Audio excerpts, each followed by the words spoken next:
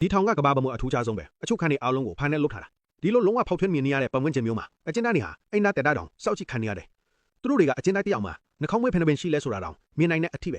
ပိုပြီးထူးဆန်းတာကဒီအချုပ်ခန်းတွေကလေထဲမှာတွဲလောင်းဆွဲထားတာဒါကြောင့်ဥမင်တူတာလိုမျိုးရိုးရထွက်ပြေးနည်းတွေကလုံးဝအသုံးမဝင်တော့ဘူး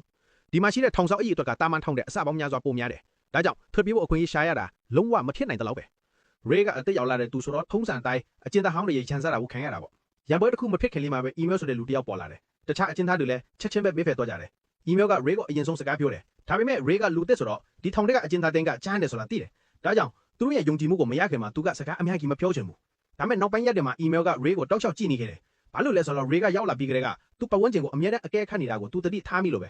ဒါနဲ့အီးမေးလ်ကသူ့ကိုအကူအညီလိုလားလို့မေးတယ်ပထမတော့ရေကပြောမဖြေချင်ဘူးဒါပေမဲ့ဒီထောင်ရဲ့လုံခြုံရေးအဆင့်ကသူမြင်မှုတမျှထောင်တွေတဲ့ပုံမြင့်လေဆိုတာသူသဘောပေါက်လာတယ်ထောင်ဆောင်တွေက24နာရီပတ်လုံးအလဲကျစောင့်နေပြီးဘာဟာကွက်မှမရှိဘူးတယောက်တည်းထွက်ပြေးဖို့ဆိုတာလုံးဝမဖြစ်နိုင်ဘူးဒီတော့အီးမေးလ်ကနောက်တစ်ခါထပ်မဲတဲ့အခါမှာတော့ရေကငင်းမနေတော့ပဲသူတိုက်ပိတ်ခိုင်းချင်တယ်လို့ပြောလိုက်တယ်ဒီတောင်းဆိုမှုကမခက်ခဲပါဘူးသူတို့နှစ်ယောက်ရန်ဖြစ်ကြတယ်မကြခင်မှာပဲထောင်ဆောင်တွေရောက်လာပြီးရေကိုတိုက်ပိတ်ခန်းထဲခေါ်သွားတယ်တိုက်ပိတ်ခန်းထဲမှာရေကသူ့ပတ်ဝန်းကျင်ကိုစပြီးအကဲခတ်တယ်ရုပ်ပြတ်အလင်းရောင်စူးစူးတစ်ခုထိုးလာတယ်အလင်းရောင်ကအရန်ပြင်းလွန်းလို့သူ့မျက်လုံးတွေတောင်ကွယ်မတက်ပဲဒါပေမဲ့ဒါကတာမန်အလင်းရောင်မဟုတ်ဘူးအပူပေးတဲ့စနစ်ပါတယ်ဒါကအခန်းတစ်ခုလုံးကိုမီးဖို့လို့ပူလွန်သွားစေတယ်နာကျင်နေပေမဲ့လည်းရေကကြိုင်မိခံပြီးဂျမ်းပင်ကိုဆက်ရှာတယ်နောက်ဆုံးတော့သူဟာအားနည်းချက်တစ်ခုကိုရှာတွေ့သွားတယ်တပတ်ကြာတော့ရေနဲ့အီးမေးလ်တို့အချုပ်ခန်းတွေကိုပြန်ရောက်လာတယ်အီးမေးလ်ကဆက်စုပြီးရေကိုအရင်ကဘာအလုပ်လုပ်လဲလို့မေးတယ်ဒါပေမဲ့ရေကသူ့နောက်ကျောင်းကိုမပြောပြခြင်းဘူးသူကအီးမေးလ်ကိုချော့မွေပြီးလုံးဝနဲ့တတ်တူပြားတစ်စုံရှာပေးဖို့ပဲတောင်းဆိုလိုက်တယ်ရေမထင်တာကအီးမေးလ်ကတယောက်ထိုက်ပြေးဖို့ကြံစီနေကြောင်းထောင်ဆောင်တွေကိုသတင်းပေးလိုက်တာပဲမကြခင်မှာပဲအီးမေးလ်ကထောင်မှုရှေ့ကိုရောက်သွားတယ်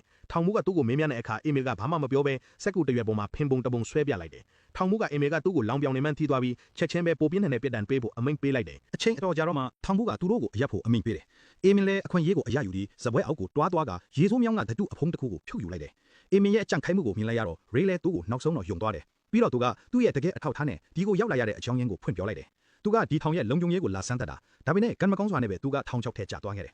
တစုံတစ်ယောက်ကသူ့ကိုဒီမှာထာဝရအနေစေချင်တယ်ဒါပေမဲ့ဘယ်သူမှသူ့ကိုပိတ်လောင်ထားနိုင်မှာမဟုတ်ဘူးသူကထွက်ပြေးပြီးဒီကိစ္စရဲ့နောက်ွယ်မှာကြံစည်မှုကိုဖော်ပြောဖို့ဆုံးဖြတ်ထားတယ်